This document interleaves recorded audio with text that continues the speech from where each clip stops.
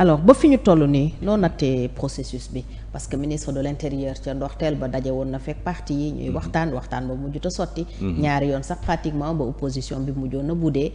ñoom ñi ngi ñaawlu aussi ni yëf yi teengee les délais courts ak yooyu yëpp est-ce que gis nga ci ay irrégularités en tant que expert électoral yoo xam ne mun na am impact peut-être ci fin wu processus bi.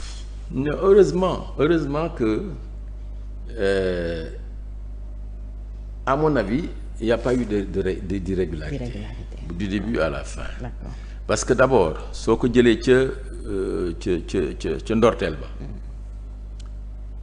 code constitution bi li mu wax mooy que bu décret bi nga xam ne moom le président di jël pour tas assemblée bi décret boobu mooy fixer datu élection yi diggante juróom-ñeent fukki fan gën ngaa bëri wala juróom-benn fukki fan gën ngaa néew boo ko xoolee bu baax loolu la président de la république def dafa jël décret tas assemblée bi ca décret boobu la fixé 17 novembre bi daal di jël 60 jours voilà pour ñu dérouler beneen acte bi mu jël mooy les délais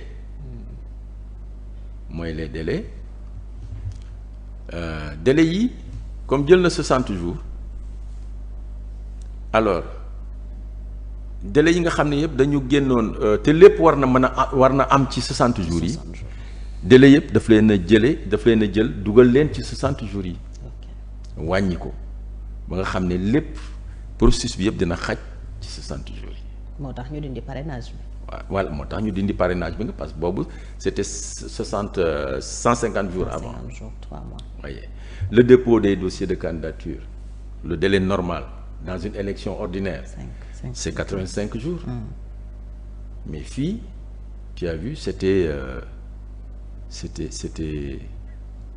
2 jours plus 4 ça fait 6. 2 jours la woon pour le dépôt matériel. Oui. 28 29. Pour le contrôle juridique c'était 30 31 1er et 2. Ok 4 jours. waaw 4 jours est-ce que tu vois donc yëpp dañ ko réduire alors maintenant il y a des gens qui ont am na yeneen acte yu mu jël daal di reconduire la répartition des sièges entre les différents départements dafa reconduire bi amoon élection yu weesu yu 2022 ah parce que ça aurait été risqué que muy def beneen répartition. Et ça c'est l'esprit du code électoral parce que code électoral par exemple sur la liste électorale dafa ne bu fekkee ne bi en cas d'élection anticipée mën nañu def élection yi sur la base de la liste révisée dans l'année en cours donc esprit boobu la inspiré wu jël aussi répartition moo tax ñële bi ñu defee recours au niveau du conseil constitutionnel et de la cour suprême ils ont été disqualifiés. Le conseil leur a dit que les actes qu'il a pris étaient conformes non seulement à l'esprit du code électoral, mais conformes également à la Constitution. Donc, je pense que jusqu'à présent, il n'y a pas d'irrégularité.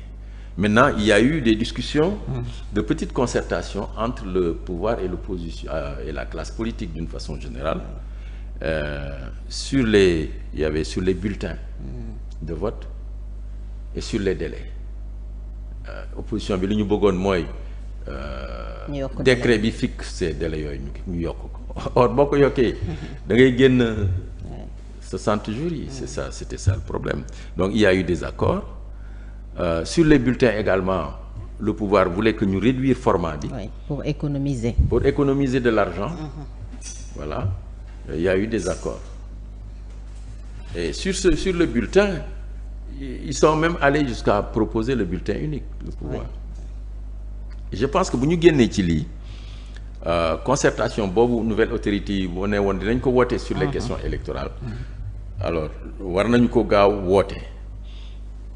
Je pense que ces concertations-là permettront d'apporter toutes les réformes électorales. Tu vois, vraiment pour mettre notre processus électoral à niveau, n'est-ce pas, pour le moderniser, pour sortir vraiment de toutes ces querelles partisanes autour du processus électoral. bulletin unique mooy gën a oyof ci élection bi. waaw da ngay jël aussi bien ci njëkk li que ci même vote bi. waaw non seulement mooy gën a woyof mais da ngay xool bulletin multiple bi candidat bu nekk liste bu nekk aujourd'hui dañ la war a éditer lu tolloo ak nombre électeurs yi maanaam 7 millions et quelques. ba pare ñu yokk ci 20%. maanaam daanaka 8 millions de bulletins. 8 millions de bulletins dañ la ko éditer bulletin bu nekk mi ngi jar ay 37 francs boo ko multiplier. alors chiffres yi DGE joxe woon keroog le budget se monte à 11 milliards 600 et cetera liste bu nekk ça revient à chaque liste plus de 200 millions par liste. Ça coûte cher au pays et aux contribuables. xaalis boobu yëpp am na fu mu xaj. je pense que donc bu ñu réduire bulletin bi en petit format wala ñu dem carrément au bulletin unique ça permettra au pays de faire des économies substantielles. Et puis de parer à des situations telles que celle-là, c'est-à-dire au cas où il y a plusieurs listes, beaucoup de listes, bon, qu'on ne soit pas là à avoir des problèmes avec le nombre de listes. Justement fa laa doon bëgg a ñëw 41 listes bëri na. Oui. dafa mel ni dañu delluwaat ginnaaw aussi ci situation bi ñu amoon 2017. te mu Voilà. taxoon président Macky Sall.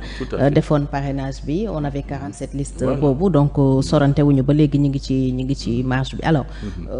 41 listes est-ce que du nar a nekk élection bu complexe. bu xëy na aussi xaw a naqaree lijjanti wala amul lenn lu muy changer. que bu ñu amoon waaw heureusement que Sénégal am nañu modèle sur le plan électoral